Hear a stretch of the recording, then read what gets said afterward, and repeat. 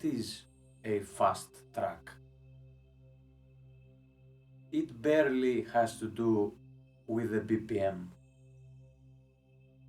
For the sake of science, I can create a track of 138 beats per minute that will sound faster than a track of 140 BPM, and everyone will fall for it. The sense of speed in music is relative. It is precisely measured by a metronome, but blurred, hardly defined by our senses. If there is no objective speed, there is no real loudness or softness. There is no full or empty. There are no fundamental specifications whatsoever.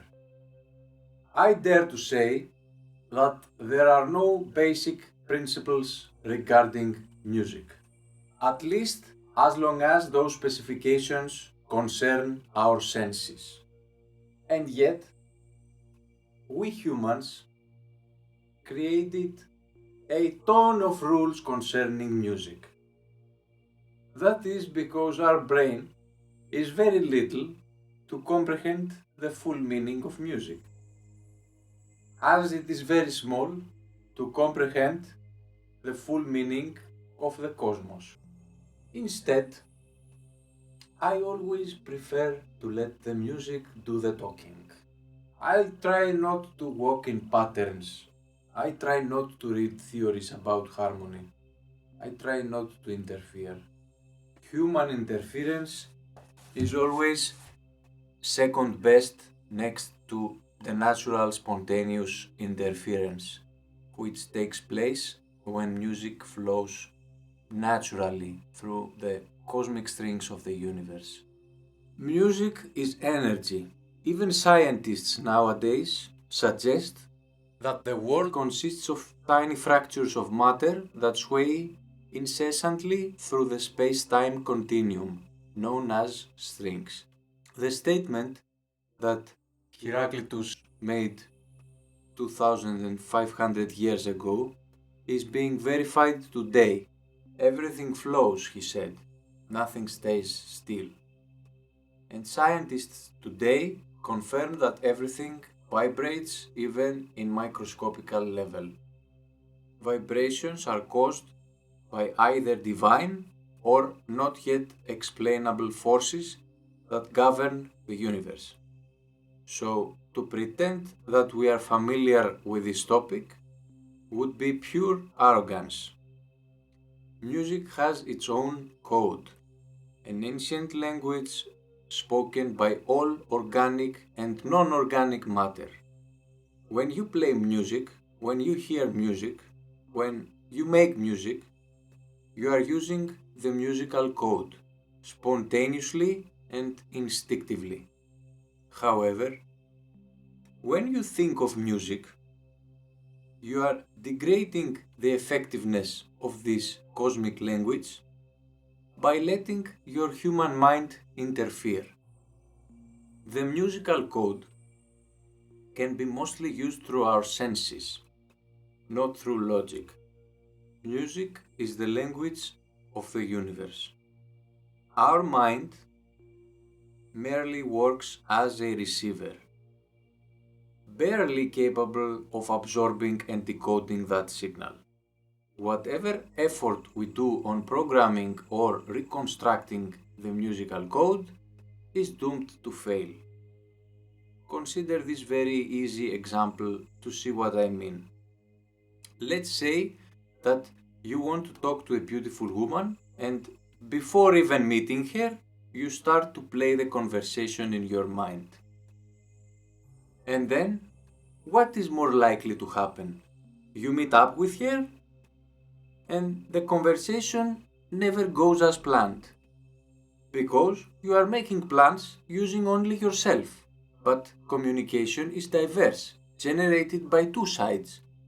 Since one of the two pieces is missing, how will you be able to put together the puzzle and make predictions?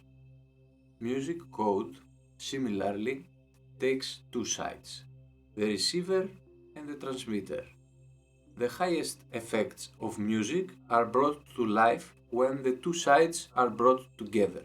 And that explains why no one ever had a melody in his mind before writing it down. Outsiders ask, do you have a melody in your mind and then you write it down? Or did you come up with this melody during your sleep? Well, I doubt if this ever happened to a composer. Melodies are being produced dynamically in real time through playing or experimenting, because that is the time when you let your senses free.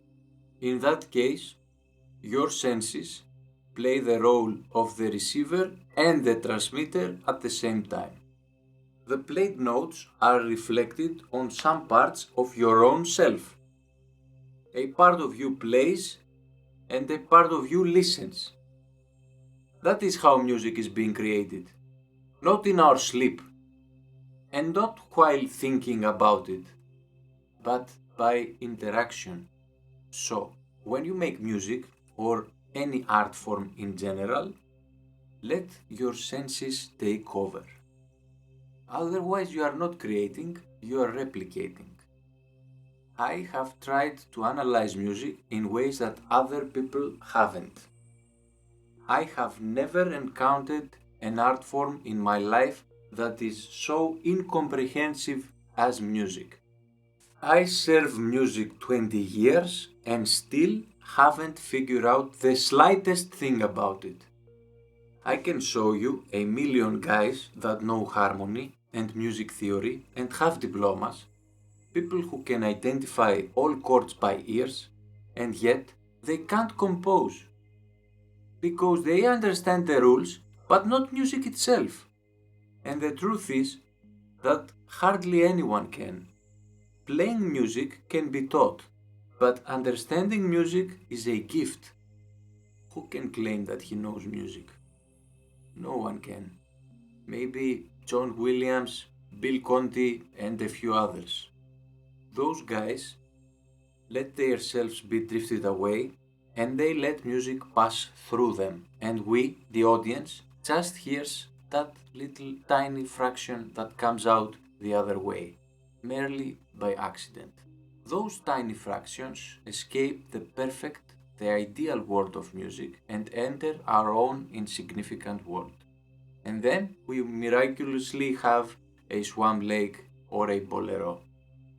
So, as a producer, you have only one obligation, to be available, because you don't know where or when inspiration will strike. Be available, be there when the divine lightning strikes.